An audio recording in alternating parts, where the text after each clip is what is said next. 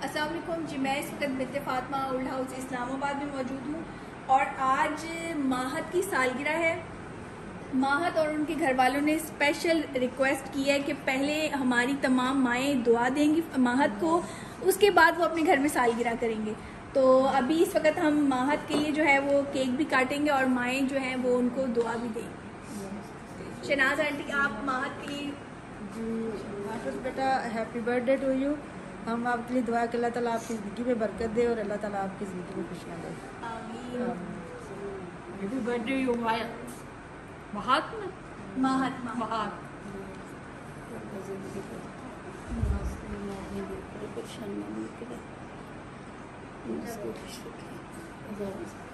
माहत के लिए ढेर सारी दुआएं हमारी माओं की तरफ से।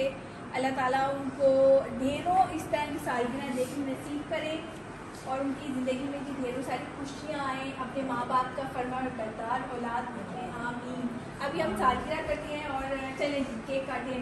आसपा happy birthday to you, happy birthday माहत, happy birthday to you, happy birthday माहत।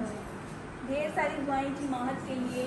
अल्लाह ताला से हमेशा कामयाब और खुश होकर रखें।